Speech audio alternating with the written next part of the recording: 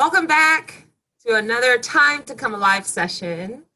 I'm really enjoying having these moments to reflect because it does force me to really think about new ways in which I can help people become more conscious. And how I can support people becoming more connected to one another or to themselves, and then also to be more creative, to create something. And it's been fascinating looking at different ways to do that. That's really my purpose. For those of you who don't know me, my name is Valerie Hope, and I'm an executive coach, a professional speaker. And this is a time in our week where we can come together, spend some time really looking inside ourselves and finding ways in which we can be conscious, connect, and also create. A couple of things to start off. If you have access to social media, feel free to share that you're on Time to Come Alive. Just do a hashtag Time to Come Alive. You might want to share the email that you received, or if you saw this post on social media, share it with your friends. If this is an opportunity for them to be involved live, invite them to. Otherwise, feel free to share the recordings with them afterwards too. It'll be an opportunity for them to get involved. And I want to remind you all that I have a wonderful quiz that you can take that also shows you where you're alive in certain areas of your life and where you might not be so alive. You might need to spend some time and energy there. And that quiz is on www.bringjoytolife.com. We'll talk more about that at the end. But for now, let's just take a moment to get grounded. And not only grounded, I think today I'm going to mix it up a little bit. We're going to get some energy also out. So for this, still want you to make sure that you're comfortable sitting in your seat, or if you're standing, make sure that you have both feet flat on the ground, really getting the energy from the ground. Okay? And if you'd like to close your eyes, you may. Otherwise, feel free to soften your gaze. And take a couple of deep cleansing breaths.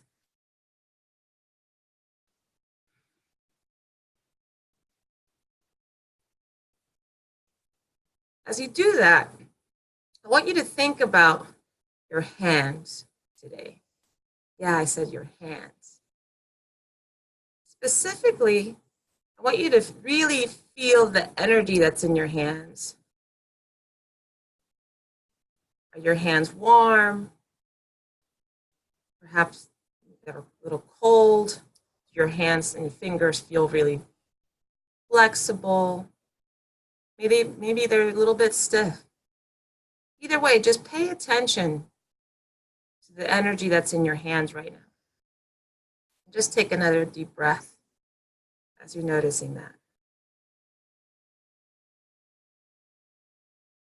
I want you to think of the times where you've used these hands. You've used your hands to support somebody, to give them something, to take something from them. Perhaps you used your hands to create something alongside someone. I want you to remember that experience and how you were using your hands at the moment. Perhaps you used your hands to stop something, some action, some behavior, in support of someone.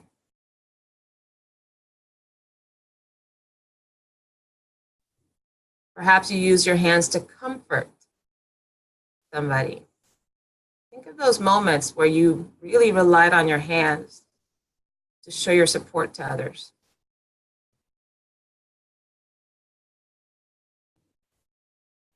And just thank your hands. Thank them for the work that they do for you every day, for how they help you get ready in the morning and support your own lifestyle. Thank your hands for how they reach out to support other people and what they need, whether that's making a meal for a loved one, whether that's carrying out the trash, whether that's picking up papers or the mail for somebody, for your family. Whatever the reason that you reach out and use your hands, thank them. Thank them for the ability to support support you and support others.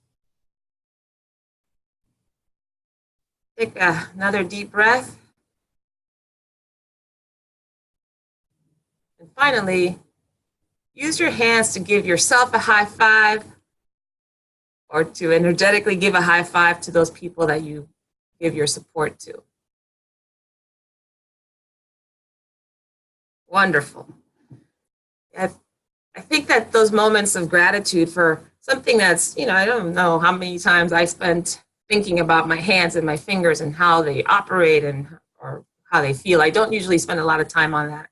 I felt today was an opportunity for us to really give some gratitude to our hands, because the main topic for the day is, again, we're building another layer to your personal board of directors.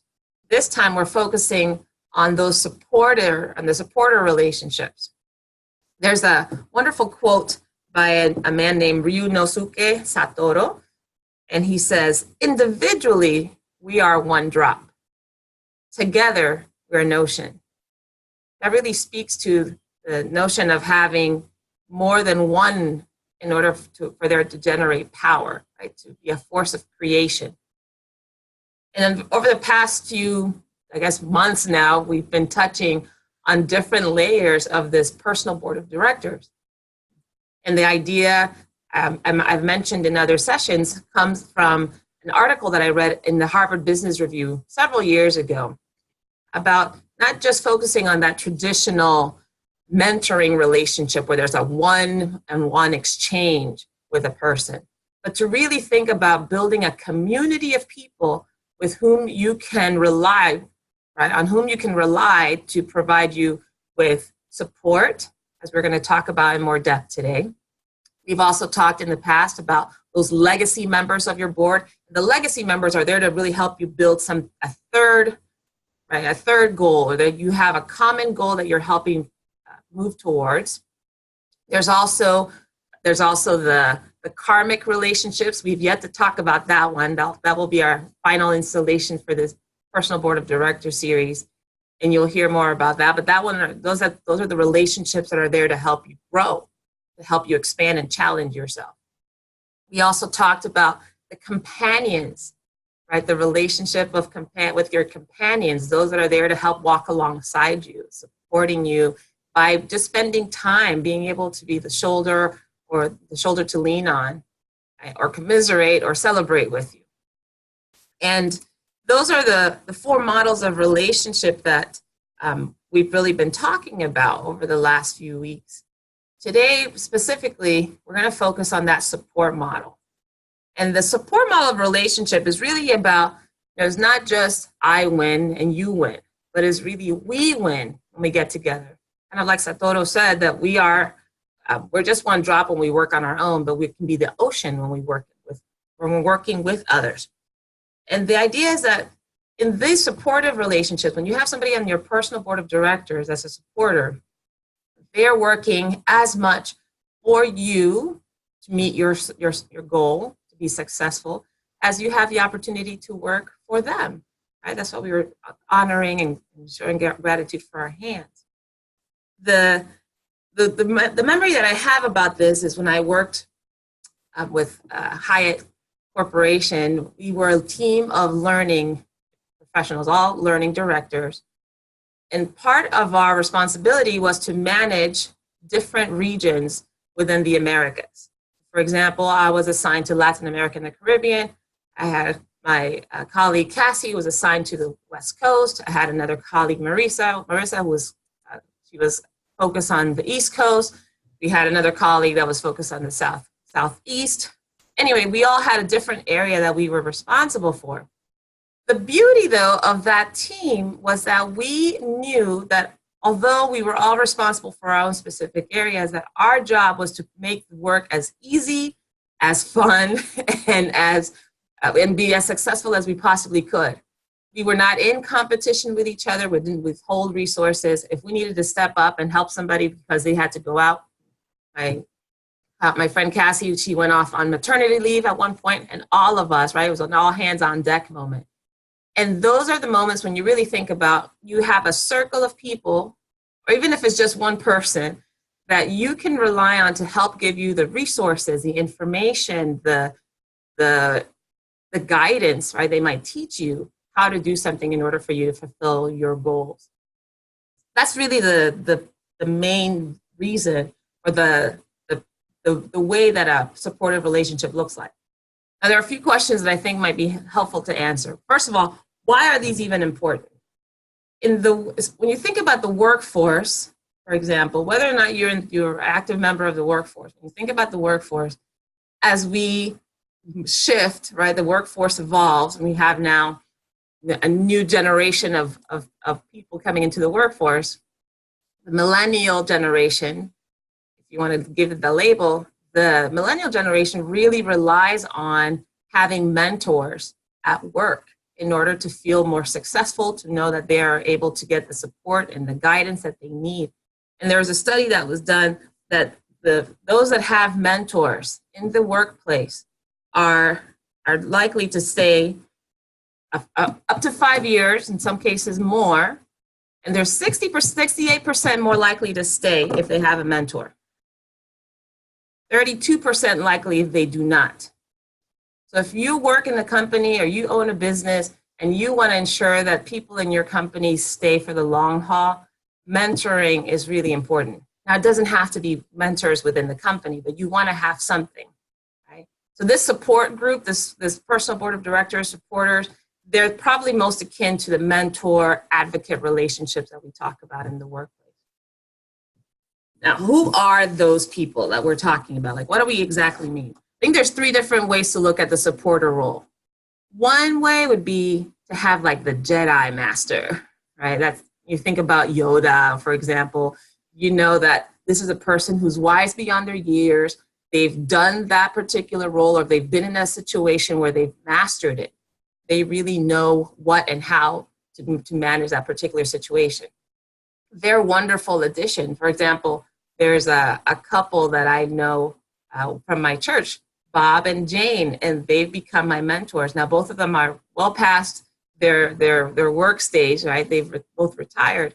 But whenever I have something that I need to know, well, how do I do this? And where should I go? Or who do you think I should connect with? They're wonderful people to sit down. They have the patience and the energy to go through step by step. This is how you do it. Here's how you avoid the pitfalls. But having this Jedi Master, Yoda person in your circle of supporters is a good person to have. That could be someone in your community that's been around for a long time. They've seen the ups and downs. They understand, hey, this is where things are working, and this is where they're not. This is what you should move towards. This is what you should avoid. Those are really important people to have. They'll really give you insight into what's happening around you. And might also fine-tune your skills if you're building some skills and wanting to learn something new. The next type of supporter you want to consider for your board is the type that it's probably most akin to, you know, those when you travel and you have to take either that little adapter or converter so that you can use the energy or the electricity in other countries you can plug into the wall. Sometimes that is just an adapter because it has a different prong and you need this in order for it to fit. Other times it actually changes the current. Well, this particular type of supporter is the kind that can get you plugged in, right? They're the ones that seem to have, they know everybody. They know how to translate what you're doing into whatever other industry, perhaps.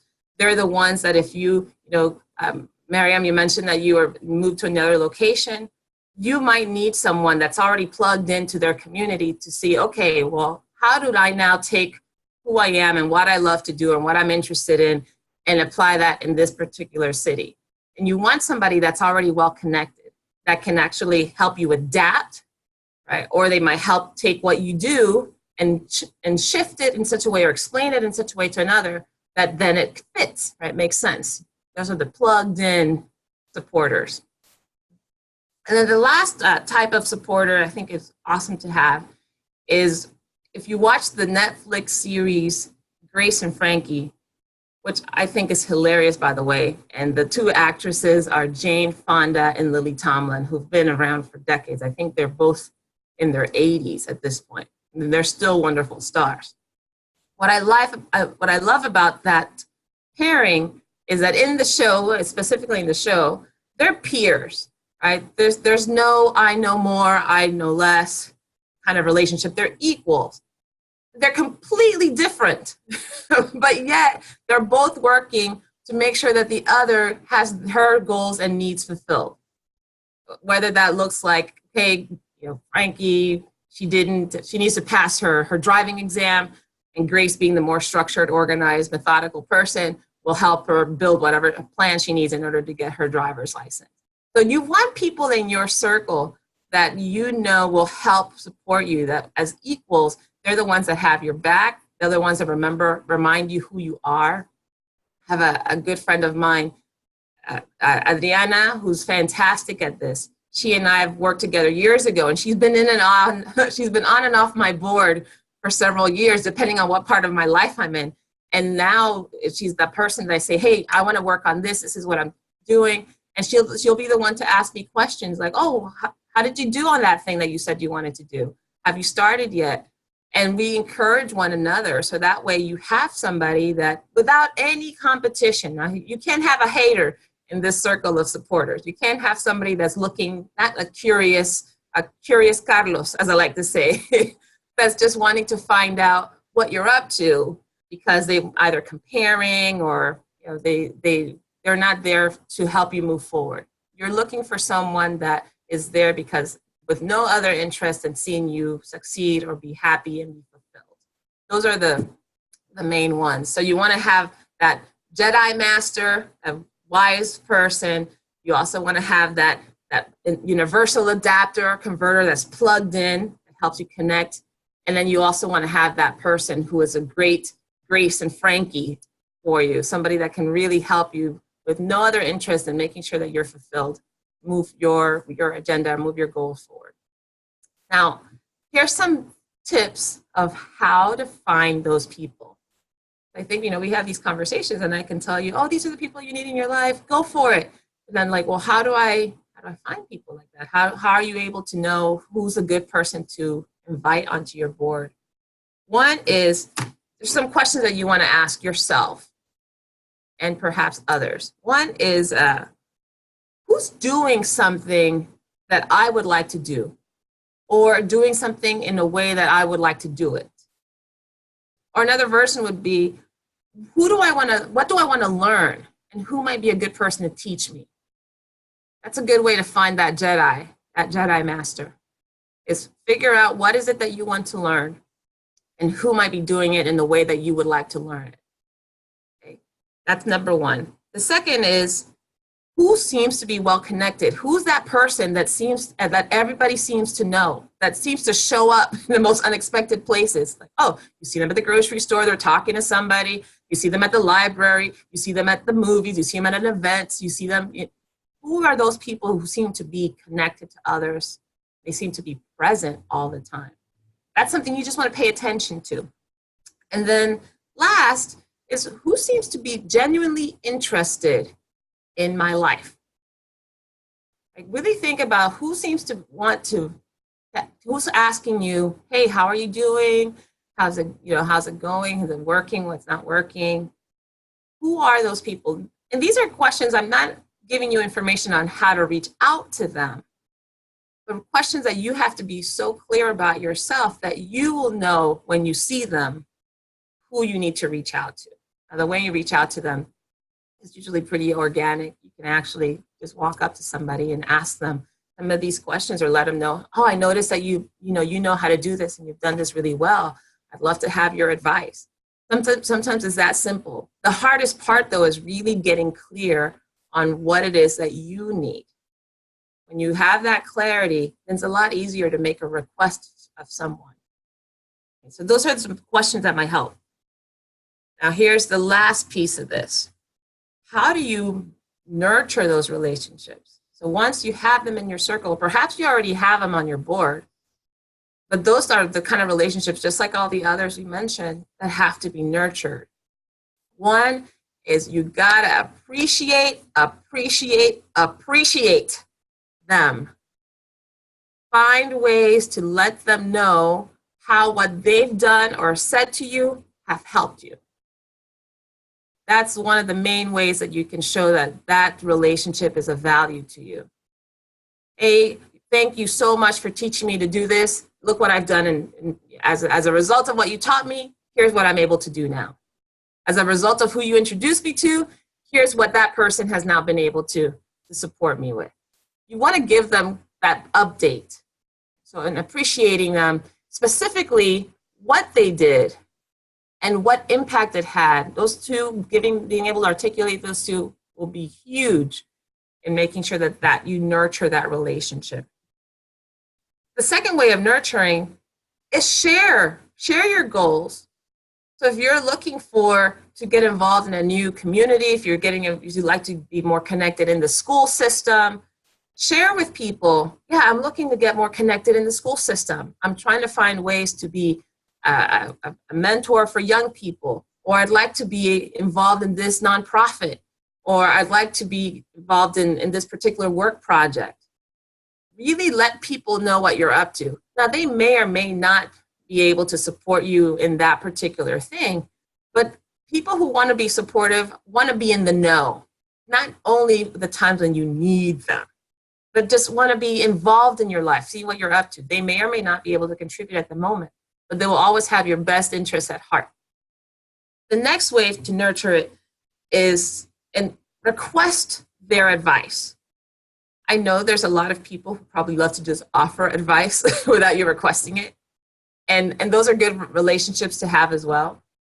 But consider that some people will not offer advice or guidance or resources or connections unless you request it.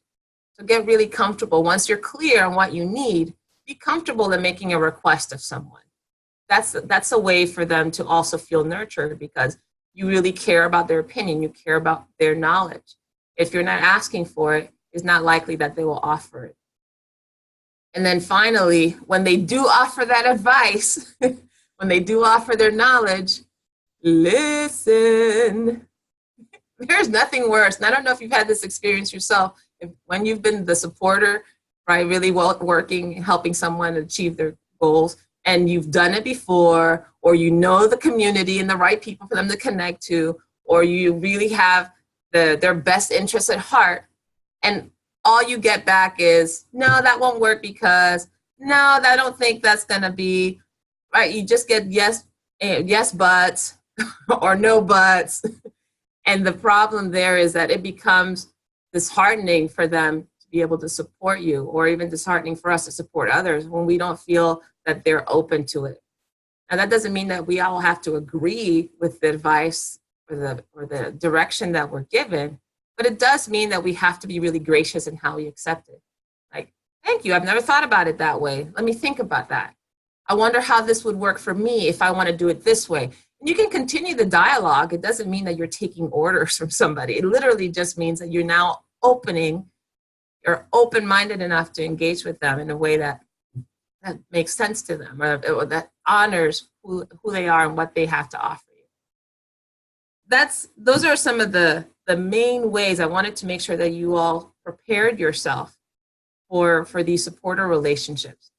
And now everything that I've said also applies for you to go out and support other people. All right, so figure out, are you the Jedi Master? Are you the adapter, the plugged in person?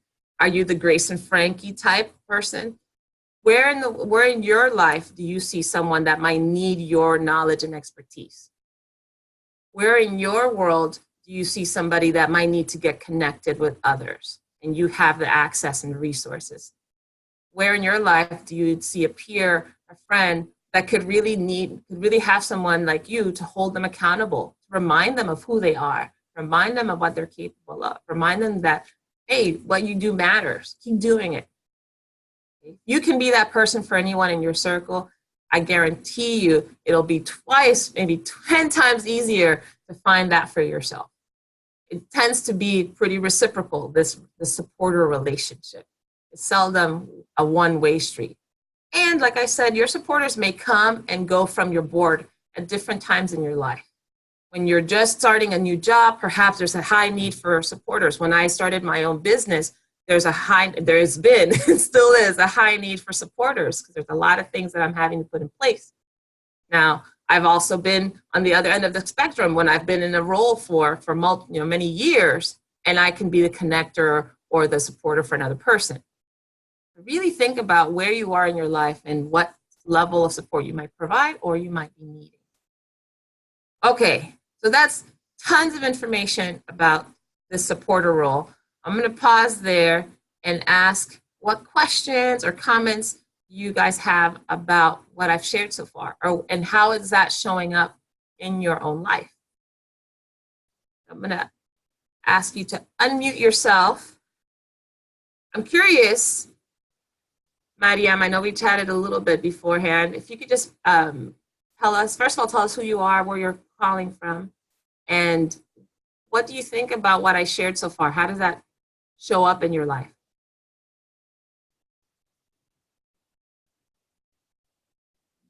And you're muted. Thank you, Valerie. You're welcome. That was really nice. Thank you so much for sharing that. So I'm in Houston, and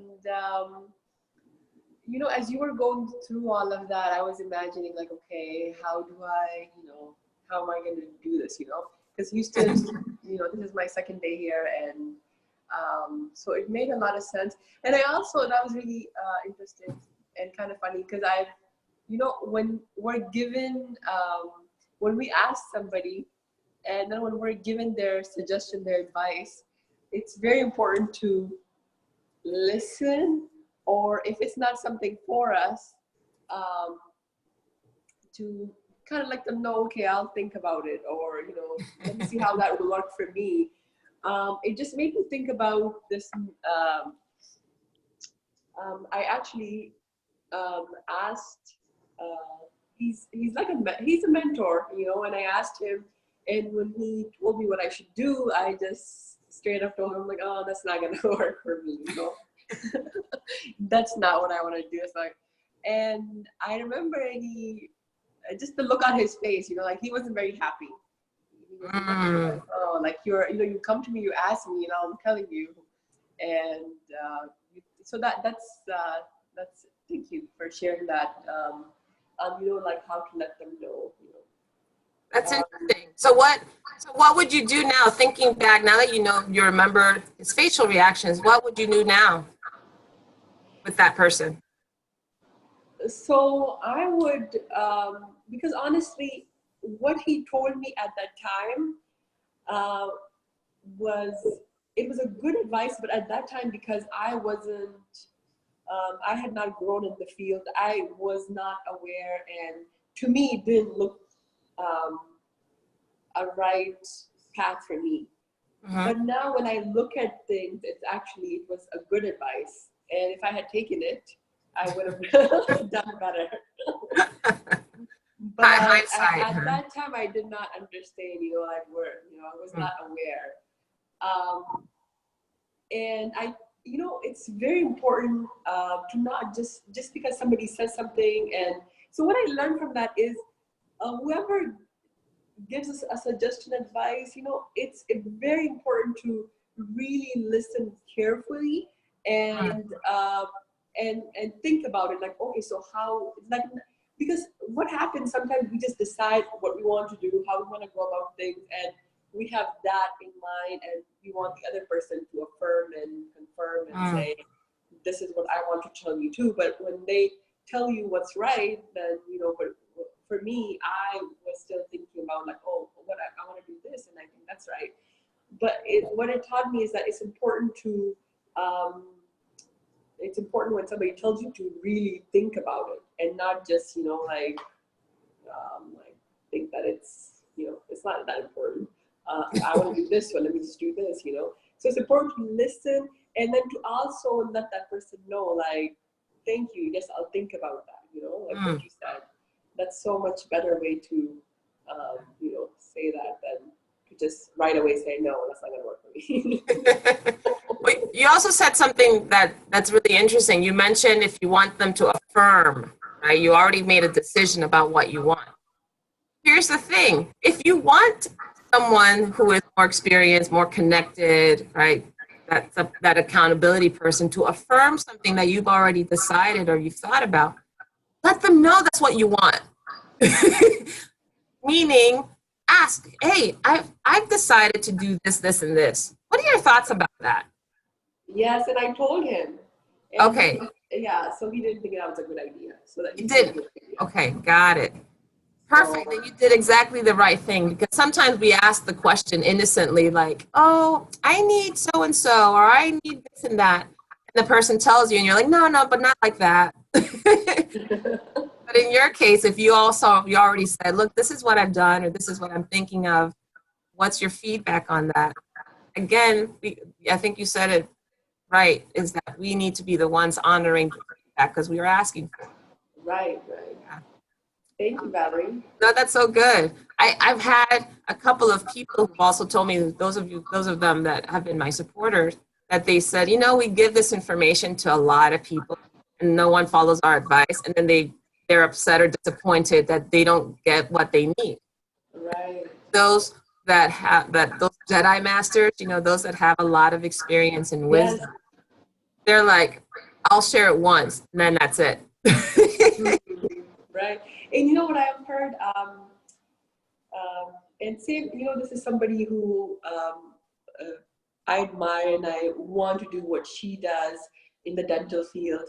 And I followed her, I asked her questions, and she was just so, she was very generous, she was very nice, very giving, very, a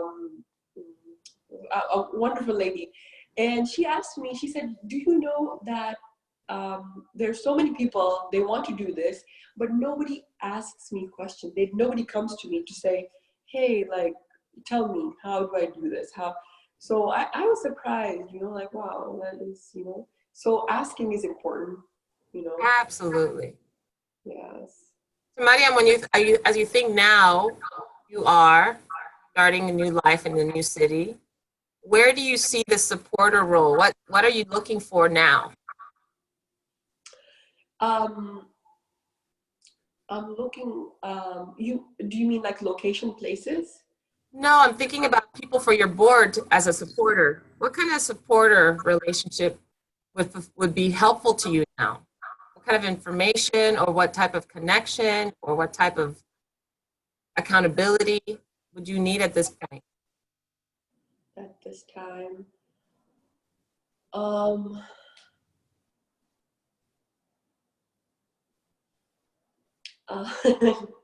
Right now I'm just thinking, yesterday I felt overwhelmed because of this whole moving, and when things are not in their place, I don't feel comfortable, and I'm in a hurry to put everything where it needs to go. So, and then at the same time, I'm not used to just staying home. So I was home all day yesterday too. So I was a little like, oh my God, when is this going to be done? So right at this time, it's just, I just want, I want to set everything, unpack everything. That's what I'm thinking now, but I was thinking, when you were talking about supporter, for me, I would need to find somebody who knows. I would love to connect with some mothers. Okay. Yes. So it's Sophia. Yes. She's like, yeah, me too. And when you say you want to connect with some mothers, what would you need from connecting with these mothers? I would, because I would want somebody that has children around Sophia's age, so they could share, they could interact, and learn from each other, play with each other,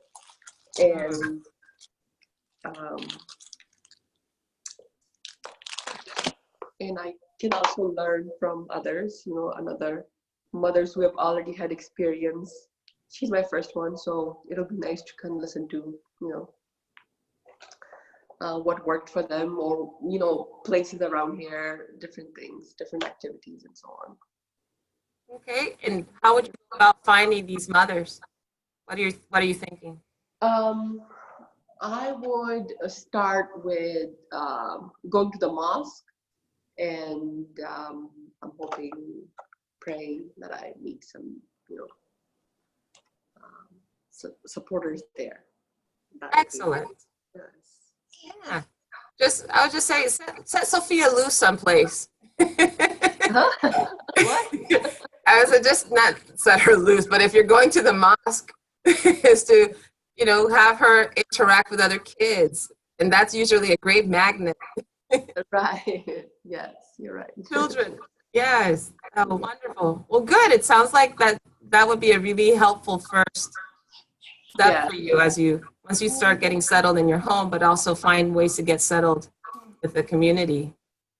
Yes, and I'm so glad I have you. Like, I mean, this is so nice to, see your pretty face and your advices, and, because you're a friend, so it's nice to just, see you. And I've been I keep in touch with Aisha also, and Right. other friends. So this is, I'm glad. I'm happy to have you all in my life. Wonderful. Well, I'm happy to have you there too. Because it was sad, leaving Dallas, leaving friends, they're like sisters, and you have to leave all of that and be in a place where you don't know anybody. It's that's,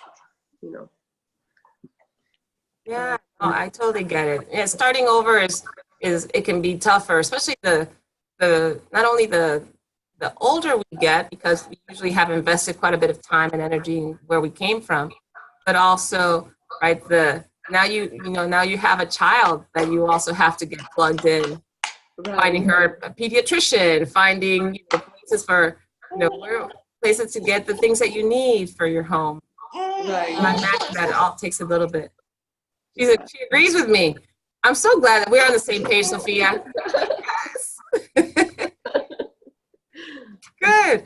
And I'll take the opportunity to mention one of the things I'm beta testing. I'm creating a beta program, a coaching program that's 6 weeks long, focusing on these different elements, on getting really clear about goals. I think some people who are kind of sick and tired of not knowing what to do or how to start doing it, and not having the kind of support system to hold them accountable to that vision or that dream. And then more than anything, really having these conversations when you can start to kind of really nail down, these are the people that I need in my life at this point. This is how I'm going to build my board. These are the actions that I'm going to take. So this 6-week coaching program that I have is instrumental in that. So if you know anyone that's interested, I have a handful of spots left, and we're going to start on March 19th. That's coming up pretty soon. I can send you some information if you're interested, or you can check it out on my website. But I think if you want a structure to go through this process, I got something for you. Thank you, Valerie. You're welcome. Good. All right, Meg, what about you? You're in a different phase of your life too. I'm curious, where do you see the supporter role?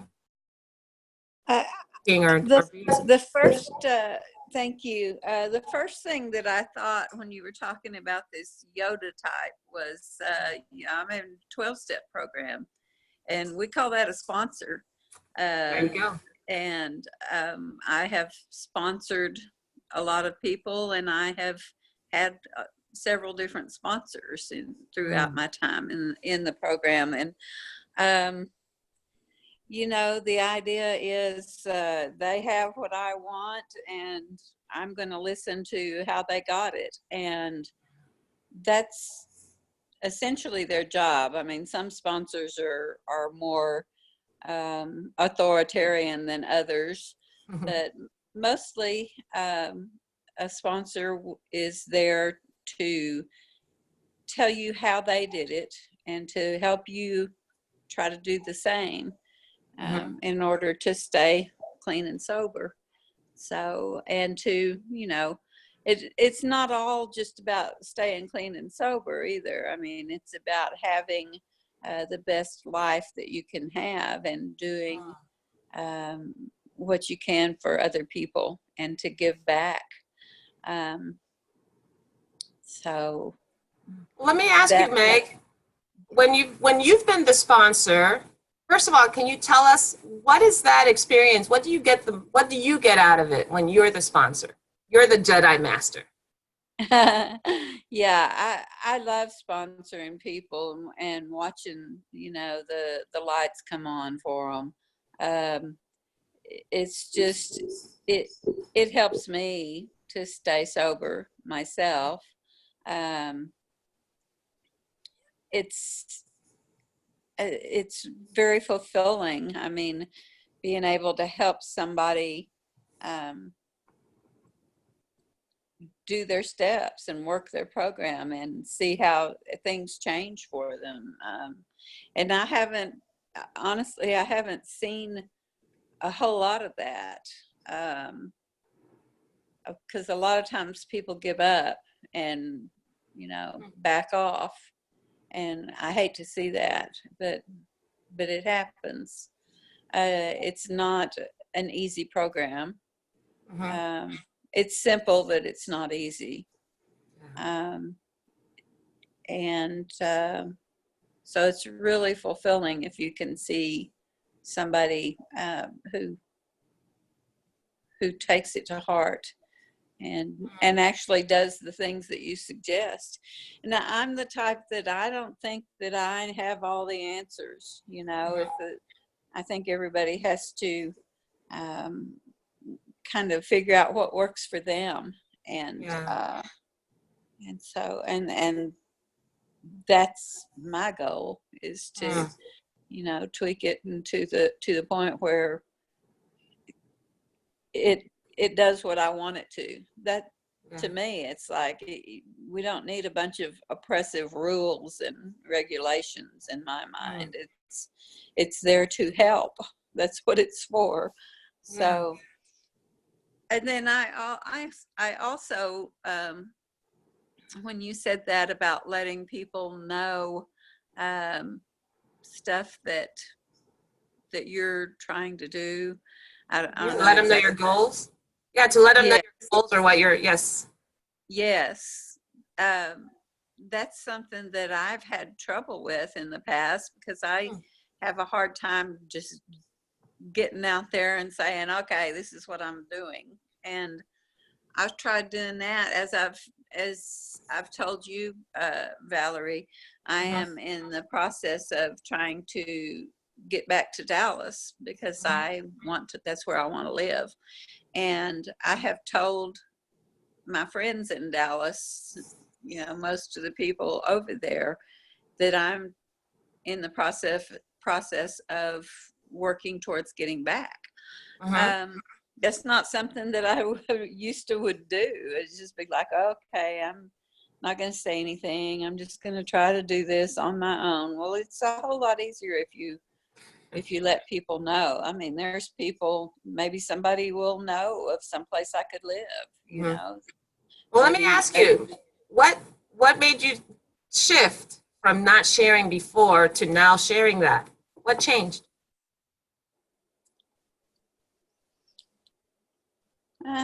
That's a good question. I have to think about that one. How recent was this change from not sharing to sharing? I think it's been a gradual thing. I've just I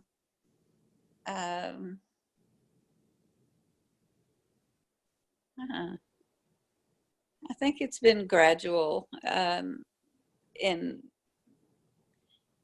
I'm not sure. Probably within the last year or two, I'd say. I mean, it's been pretty recent that I decided that it's something that, you know, I need to let people in on.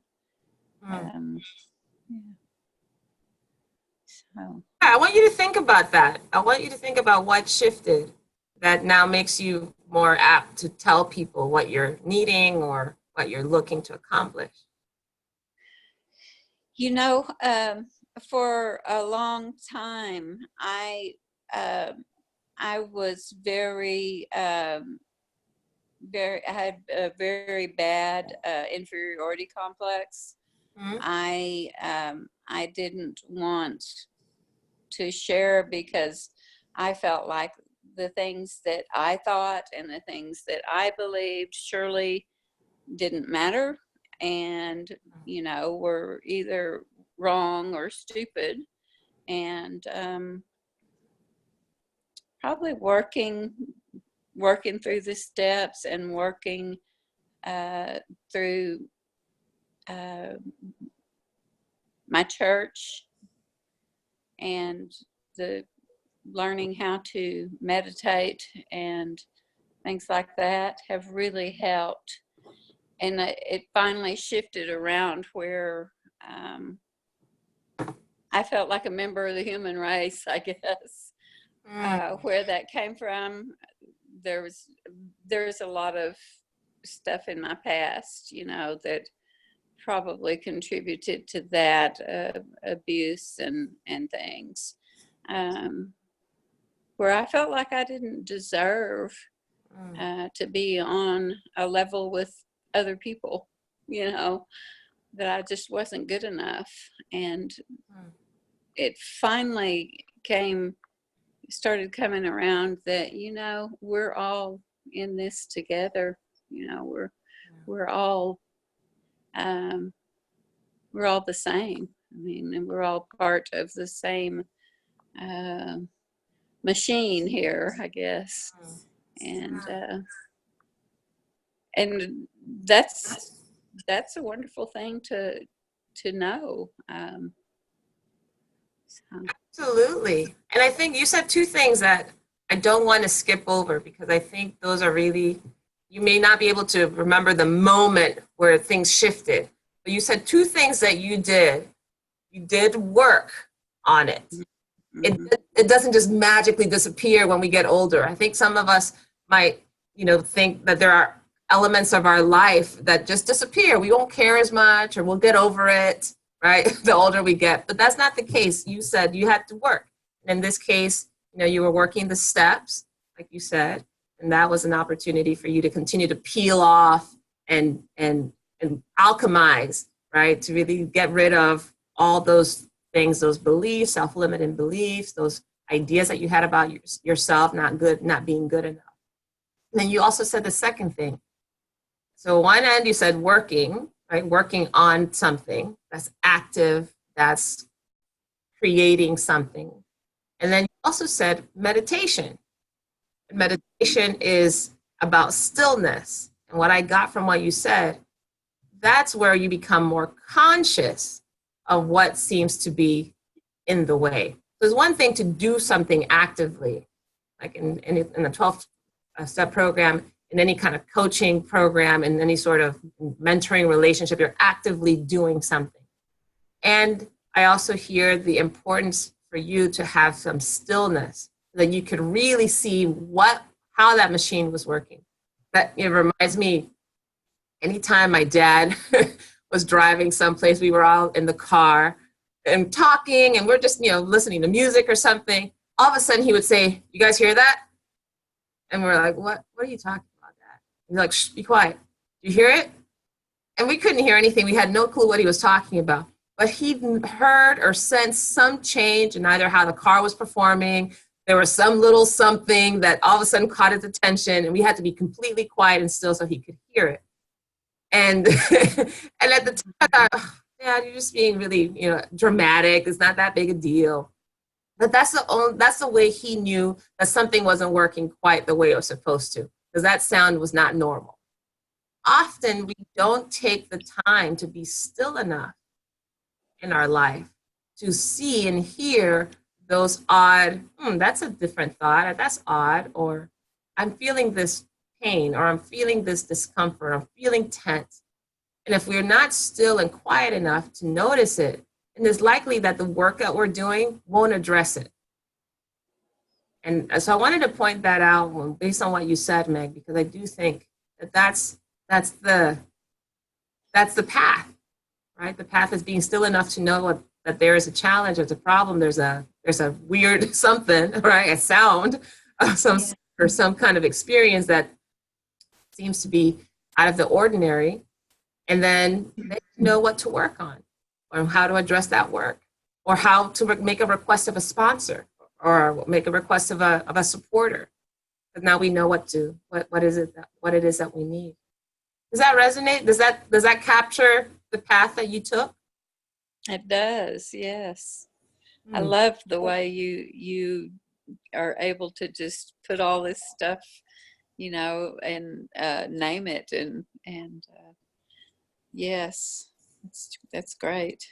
Thank you. Good. No, thank you for bringing it up. So I think we all take it for granted. It's not a magical process. It requires some attention to self. And the fact that you invested that much time and energy in doing the type of work that you did, Meg, and also being this, taking the time to be conscious about it, to the point where it really changed your beliefs about yourself. It's changed the way you relate to other people. That's when when the work has now you've created the space for the work to do the magic. Yeah. Good. I'm excited for you. Thank you. Anything else? Anything else, Meg? I'm just looking forward to the next part here. Awesome. It's good to have some goals, to going forward, because the fellow last week had talked about how older people, there are no goals for us, and I was like, but I'm still alive, and I need some goals, So, yeah.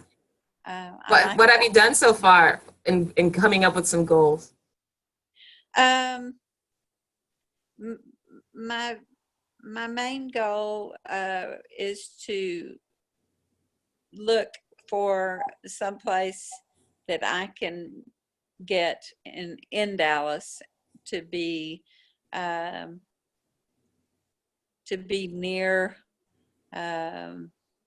the things that I want to do, like my church, my children, and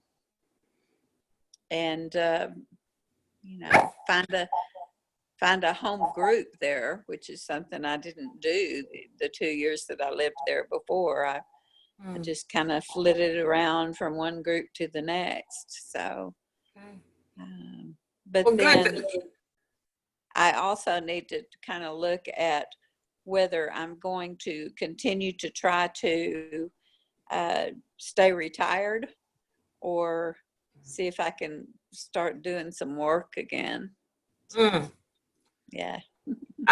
There was a session that we did maybe a month or so ago. It was called the OMG, the OMG, your talents. Just basically own your talents, master your talent, and then give it away. You might want to go back and listen to that session, Meg, because what you're pointing to is not necessarily just, do I need to go back to work? Is that something I want to go do? It sounds like there's something that you have to give. There's a talent perhaps that you can share with other people. And whether that talent translates exactly to a career choice or an environment that you want to be in, or types of activity or projects that you want to engage in, once you use your talents to inform you, then you'll know when and how and what to give away. So you might want to go back and listen to that one, because I think that might give you another layer of insight. Good. I will do that for sure. Thank you. Of course. You're welcome. And you said something else, and it's not just an age thing, the goal setting, the quiz that I was telling you all about, the www.bringjoytolife quiz, bringjoytolife.com is an assessment quiz basically that has people look through, where they are on, where you are in your goals, if you have them or not, how you are in your mindset, how the clarity that you might have in the relationships. And what's interesting is I did it with a group of people recently before I went and did a workshop. And I looked at their goals afterwards, and I looked at their results, and I noticed some really interesting things. Like, one was there was this high desire and interest in living this, wonderful life, right? Having joy in life, 100% commitment to living the life that they love. That was super clear. That was the highest score in the assessment collectively. While with the lowest scores, though, ironically, were the actual clarity of what to do to have this life. Like goals, having them clear and written out in some sort of meaningful way or a meaningful goal was low. So that tells me that, yes, one thing to say, oh, I want to have a great life, but I'm not really sure what I want to do. And that, I thought that was interesting. And then the second lowest score was taking action.